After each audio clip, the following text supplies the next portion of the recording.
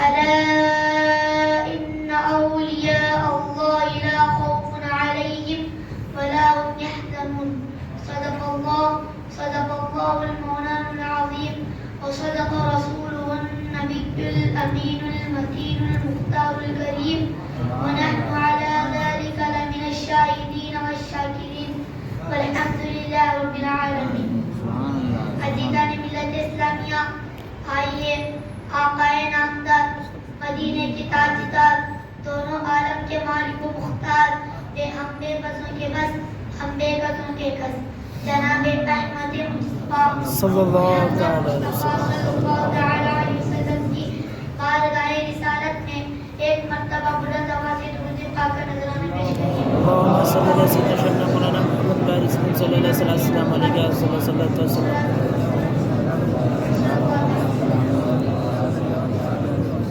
نگاہ ولی میں تاثیر دیکھی، بدلتی ہزاروں کی تقدیر دیکھی. بے شک سامعین کرام، ابھی میں نے اس مقدس آیت کریمہ کی تلاوت کی ہے. اللہ تبارک و تعالی ارشاد فرماتا ہے الا ان اولیاء اللہ لا خوف علیہم ولا هم يحزنون.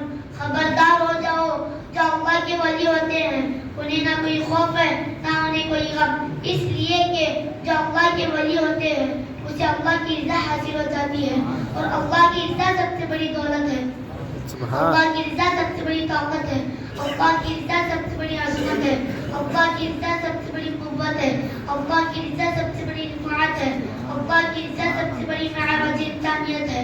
اور اولیاء اللہ کو اللہ کی رضا حاصل ہے. جو اللہ کے ولی ہوتے ہیں وہ کسی سے نہیں ڈرتے، جو اللہ کے ولی ہوتے ہیں وہ شہین سے وقت سے نہیں ڈرتے، جو اللہ کے ولی ہوتے ہیں وہ کسی طاقتور سے نہیں ڈرتے، جو اللہ کے ولی ہوتے ہیں وہ کسی جابر سے نہیں ڈرتے، جو اللہ کے ولی ہوتے ہیں وہ کسی درندے سے نہیں ڈرتے، جو اللہ کے ولی ہوتے ہیں وہ سانپ و اژدہا سے نہیں ڈرتے، جو اللہ کے ولی ہوتے ہیں وہ شیر و چیتا سے نہیں ڈرتے، جو اللہ کے ولی ہوتے ہیں وہ دریا کی طغیانی سے نہیں ڈرتے، جو اللہ کے ولی ہوتے ہیں وہ آندھی و طوفان سے نہیں ڈرتے، اس لیے کہ جو اللہ کے ولی ہوتے ہیں وہ اللہ سے ڈرتے ہیں، دنیا کی کسی چیز سے نہیں ڈرتے، بلکہ دنیا کی ہر چیز اللہ کے ولی سے ڈرتی ہے. سبحان اللہ. عزیزان ملت اسلامیہ، ولی کی پہچان یہ ہے کہ ان کا چہرہ دیکھنے سے خدا یاد آئے. ولی کی پہچان یہ ہے کہ ولی کی پہچان یہ ہے کہ ہر لمحہ سنت مصطفیٰ پر گزرے. ولی کی پہچان یہ ہے کہ پرخور وادیوں میں نگاہ شفقت ڈالے تو لالا زار بن جائے. ولی کی پہچان یہ ہے کہ ہر حال میں رضا الہی پر راضی ہو. ولی کی پہچان یہ ہے کہ کسی سے دشمنی کرے تو اللہ کے لیے کرے، کسی سے دوستی کرے تو اللہ کے لیے کرے. ولی کی پہچان یہ ہے کہ نعمتیں ملے تو شکریہ ادا کرے اور نعمتیں نہ ملے تو شکریہ ادا کرے. ولی کی پہچان یہ ہے کہ ہر حال میں رضا الہی پر راضی ہو. ولی کی پہچان یہ ہے کہ کسی بھی حالت میں زبان میں شکوہ و شکایت نہ لائے، اس لیے کہ جو اللہ کے ولی ہوتے ہیں وہ صبر و شکر کا سراپا مجسمہ ہوتے ہیں. عزیزان ملت اسلامیہ، حدیث قدسی ہے، اللہ تبارک تعالیٰ کا فرمان ہے جو میرا ولی ہوتا ہے میں اس کا پیر بن جاتا ہوں جس سے وہ چلتا ہے، میں اس کی زبان بن جاتا ہوں جس سے وہ بولتا ہے، میں اس کا کان بن جاتا ہوں جس سے وہ سنتا ہے، میں اس کی آنکھ بن جاتا ہوں جس سے وہ دیکھتا ہے. عزیزان ملت اسلامیہ، حدیث مذکورہ سے معلوم ہوا کہ ولی کا چلنا حقیقت میں خدا کا چلنا ہے، ولی کا دیکھنا حقیقت میں خدا کا دیکھنا ہے، ولی کا سننا حقیقت میں خدا کو سننا ہے. اسی طرح جو ولی کہہ دیتا ہے وہ ہو کر رہتا ہے، اللہ تبارک تعالی جو ولی کہہ دیتا ہے وہ ہو کر رہتا ہے. ولی اگر پتھر کو سونا کہہ دے تو وہ سونا بن جاتا ہے. ولی اگر دریا سے راستہ دینے کے بارے میں کہہ دیتا ہے تو وہ راستہ دے دیتا ہے. اس لیے کہ زبان تو ولی کی ہوتی ہے، حقیقت میں وہ بات خدا کی ہوتی ہے. اس لیے جو ولی کہتا ہے وہ ہو کر رہتا ہے. اللہ تبارک تعالی اپنے فضل و کرم سے اولیاء اللہ کو اختیار عطا فرماتا ہے. ہر دور میں ولی کو ہونا ضروری ہے، ہر ملک میں ولی کو ہونا ضروری ہے، ہر شہر میں ولی کو ہونا ضروری ہے. جس کے ماتحت اس شہر کا نظام چلتا ہے، جس کے صدقوں پہ اللہ تبارک تعالی رحمت نازل کرتا ہے، جس کے وجود کے سبب اللہ تبارک تعالی آنے والی آفت کو دور فرماتا ہے.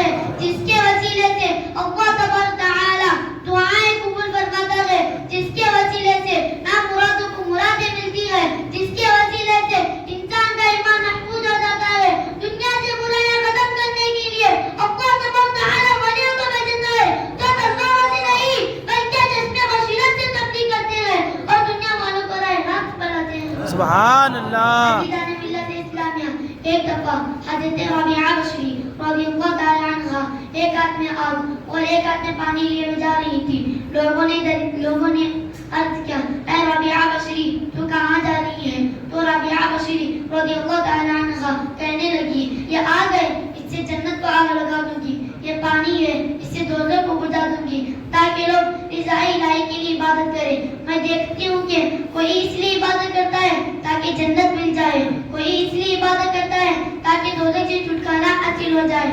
جب جنت اور دوزخ کا وجود ختم ہو جائے گا تو لوگ رضا الہی کے لیے عبادت کریں گے، اور یہی عبادت اصلی عبادت ہے.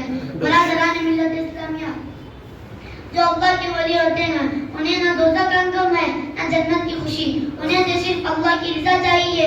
یہی ان کے لیے سب سے بڑی نعمت ہے. جو اللہ کے ولی ہوتے ہیں وہ رضا الہی کے لیے اپنی جان کو قربان کر دیتے ہیں. سبحان اللہ. عزیزان ملت اسلامیہ، جو اللہ کے ولی ہوتے ہیں وہ عزیزان ملت اسلامیہ، اللہ کے ولی کبھی نہیں مرتے بلکہ وہ اپنے مزاروں میں زندہ رہتے ہیں اور بعد وفات دوسروں کی مدد کرتے ہوئے نظر آتے ہیں، دوسروں کی دستگیری بھی کرتے ہوئے نظر آتے ہیں. ایک واقعہ میں آپ کے سامنے پیش کرتا ہوں. آپ کا ایمان تازہ ہو جائے گا اور آپ کو معلوم ہو جائے گا کہ جو اللہ کے ولی ہوتے ہیں وہ بعد وفات بھی لوگوں کو راہ راست پلاتے ہیں. عزیزان ملت اسلامیہ، جو ہر کی عادت اولیاء اللہ سے صادر ہو تو وہ کرامت کہلاتی ہے. اگر وہی کسی کافر اور مشرک سے صادر ہو تو وہ استدراج کہلاتا ہے. اسی لیے ولی کے لیے شرط نہیں ہے کہ اس سے کرامت صادر ہی ہو. اگر اس سے کرامت صادر ہو جائے تو یہ اللہ تعالی کی بہت بڑی مہربانی ہے، بلکہ ولی کی شان تو یہ ہے کہ اپنی زندگی کو سنت مصطفیٰ پر ڈال دے، کیونکہ کسی کافر اور مشرک سے نہیں ہو سکتا. ایک مرتبہ حضرت رابعہ بصری رضی اللہ تعالی عنہ دریا کے کنارے سے جا رہی تھی. ایک اللہ کے ولی اپنی کرامت دکھانے کے لیے دریا پر مصلی بچھا کر نماز ادا کرنے لگے. حضرت رابعہ بصری رضی اللہ تعالی عنہ بھی ایک ولیہ تھی. آپ نے اس ولی کے سر کے اوپر فضا میں مصلی بچھا کر نماز ادا کرنے لگے. اس ولی کو بہت تعجب ہوا اور کہنے لگا کہ آپ کون ہیں؟ حضرت رابعہ بصری رضی اللہ تعالی عنہ عاجزی و انکساری سے کہنے لگی، میں اللہ تعالی کی ایک بندی ہوں، لیکن تم نے جو کر کے دکھایا وہ ایک مچھلی بھی کر سکتی ہے، یعنی پانی پر تیر سکتی ہے. جو میں نے کی وہ ایک پرندہ بھی کر سکتا ہے، یعنی فضا میں معلق رہ سکتا ہے. ہم کو ایسا کام کرنا چاہیے، نہ مچھلی کر سکے، نہ درندہ کر سکے، نہ پرندہ کر سکے، نہ چرندہ کر سکے. سنت مصطفیٰ پر زندگی گزارنا اور دین محمدی کی تبلیغ کرنا. کیا مچھلی سنت رسول پر نہیں چل سکتی؟ چرندہ سنت رسول پر عمل نہیں کر سکتے؟ لہذا سنت رسول پر عمل کرنا ہی معراج انسانیت ہے. سبحان اللہ. وما علینا الا البلاغ وآخر دعوانا ان الحمد للہ. سبحان اللہ.